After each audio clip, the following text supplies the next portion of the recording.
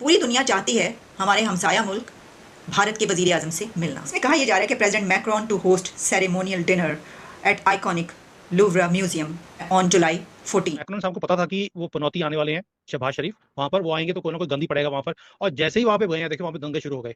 अब मरहम लगवाने के लिए मोदी जी को बुलाया उन्होंने। लेकिन इससे भी ज्यादा इंटरेस्टिंग इवेंट वो होगा जिसको नाम दिया गया है नमस्ते फ्रांस, और ये एक म्यूजिक फेस्टिवल है। प्राइम मिनिस्टर को इतनी इंपॉर्टेंस कैसे मिल सकती है जितनी को नरेंद्र मोदी को इस टाइम इंपॉर्टेंस दे रही है दुनिया? क्यों दे रही है? कहां से ये इंपॉर्टेंस आ रही है? मैं तो हैरान हूं। क्या कहा है कि ईसाई भी दुश्मन है आपके पाकिस्तान ने। खैर हिंदू को तो उन्होंने बहुत कुछ बोला ही है, जो दर्द यहाँ पर हम लोगों को होता है। जहां से मोदी जी गुजर रहे हैं, जहां से हिंदुस्तान गुजर रहा है, वो उस रास्ते पे भिखारियों की लाइन में पाकिस्तान खड़ा है। क्योंकि हमारे हिंदू और सनातनी जो फैमिली है और जो भाई हैं, मैं डंके की चोट पर कहती हूँ कि मुसलमान मर्दों से कई करोड़ गुना अच्छे। उसी फ्रांस में 2 हफ्ता पहले तुम्हारा प्रधानमंत्री गया था शहबाज शरीफ, हैट इन हैंड, जो टोपी होती है ना ऐसे लेके कि भाई अल्लाह के नाम पे 2 रुपए दे दे बाबा। हिंदू और सनातनी जो मर्द होते हैं वो कभी भी किसी भी औरत का विश्वास नहीं तोड़ते हैं।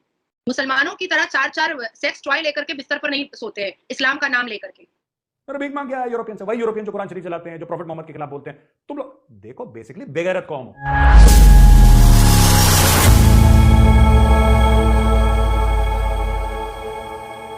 नमस्कार दोस्तों प्रधानमंत्री नरेंद्र मोदी सम्मानित अतिथि के रूप में फ्रांस के बेस्टिल दिवस समारोह के दौरान लोवर म्यूजियम में फ्रांसीसी राष्ट्रपति इमैनुअल मैक्रों के साथ रात्रि भोज करेंगे। इस रात्रि भोज में 200 से अधिक मेहमान शामिल होंगे और इसमें दुनिया के सबसे बड़े म्यूजियम के प्रतिष्ठित कार्य का विशेष अवलोकन शामिल होगा। Prime minister Modi lower museum में रात्रि भोज से पहले वो मैक्रोन के साथ एक निजी रात्रि भोज करेंगे और नमस्ते फ्रांस उत्सव में भाग लेने वाले भारतीय कलाकारों से भी मिलेंगे। पीएम मोदी पारंपरिक बेस्टिल डे सैन्य परेड में भाग लेंगे, जिसमें एक महत्वपूर्ण भारतीय दल का प्रदर्शन होगा।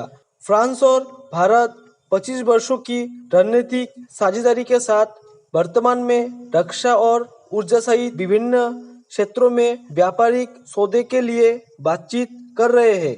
अब पाकिस्तानी मीडिया को प्रधानमंत्री मोदी के फ्रांस दौरे से मिर्ची लगी है। चलिए दोस्तों, इसी पर आगे पाकिस्तानी मीडिया के रिएक्शन देखते हैं। हुआ कुछ यूं कि दुनिया अब ये कहना शुरू हो गई कि मोदी का जो यार नहीं वो गद्दार है। यानी दुनिया ने ये कहना शुरू कर दिया कि मोदी का जो यार नहीं वो गद्दार है, क्योंकि पूरी दुनिया चाहती है हमारे हमसाया मुल्क भारत के वजीर आजम से मिलना।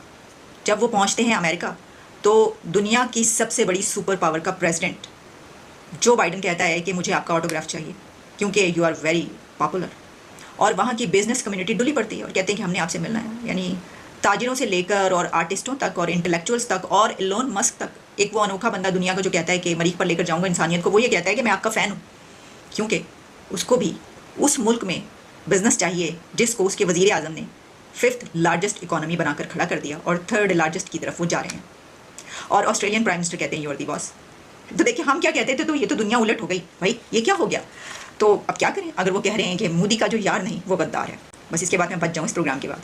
जनाब इस वक्त मेरे हाथ में इटनरी है, और यानी ये कि एजेंडा प्रोग्राम क्या है जो हमारे हमसाया मुल्क भारत के वजीर आजम नरेंद्र मोदी साहब पहुँच रहे हैं फ्रांस के विज़िट पर। पेरिस में वो नज़र आएंगे और उनकी कुछ मसरूफियात हैं वहाँ उनकी, जो हम आपके सामने रखते हैं। बड़ी ही खूबसूरत कुछ प्रोग्राम्स हैं और बहुत ज़बरदस्त तरीके से उनको वहाँ पर वेलकम किया जाने वाला है।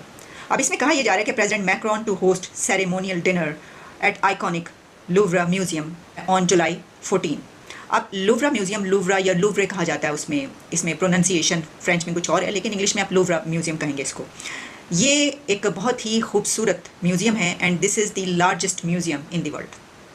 यहाँ पर आर्ट के शहपारे हैं, दुनिया के कमाल की पेंटिंग्स मौजूद हैं, लेकिन डा विंची का एक आइकॉनिक, एक शाहकार मोनालिसा भी मौजूद है। तो कहा यह जा रहा है कि हो सकता है कि दोनों head of the states Mona Lisa के साथ एक फ़ोटोग्राफ बनवाएं। तो वो फोटोग्राफ बनेगी तो हम भी मोनालिसा की वो पिक्चर देख लेंगे।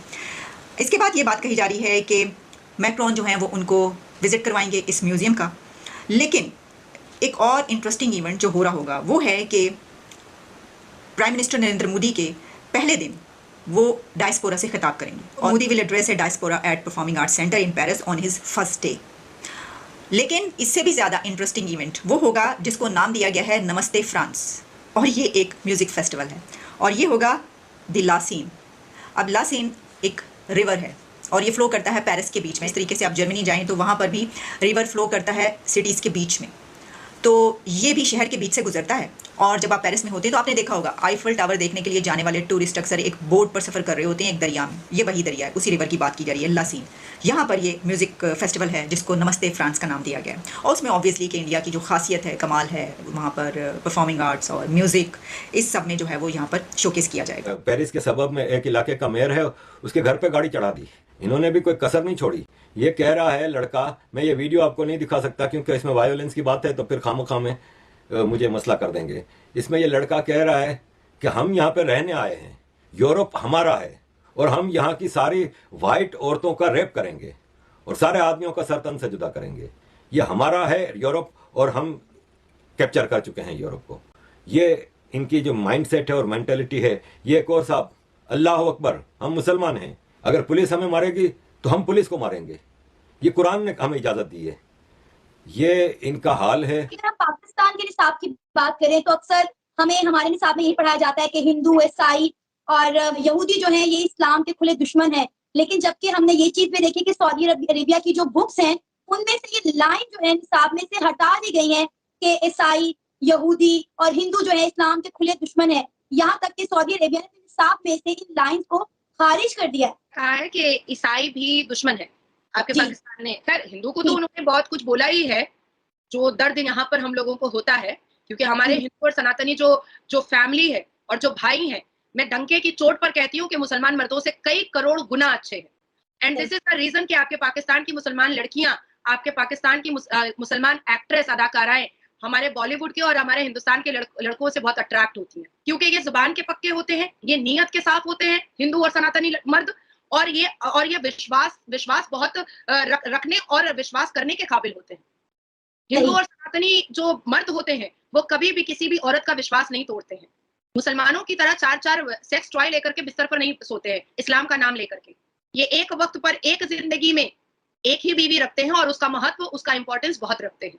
अब बात आती है कि अभी तो मैंने हिंदू के बारे में क्लैरिफिकेशन दे दिया, अब बात आती है कि ईसाई को भी आप लोगों ने कहा है कि भाई वो हमारे दुश्मन है, तो भाई हजरत ईसा मसीह को भी आप दुश्मन मानने लगे, बीबी मरियम को भी आप दुश्मन मानने लगे। तब तो जिनका जिक्र कुरान में है, जिनको बहुत बड़ा दर्जा दिया गया है कुरान में, बीबी मरियम की तो पूरी एक आयत बना दी गई है, जो कहा भी गया है। कई मौलवी मुल्ला कहते हैं कि प्रेगनेंसी के वक्त में सूरह मरियम पढ़ा करो। बिल्कुल ऐसा ही है।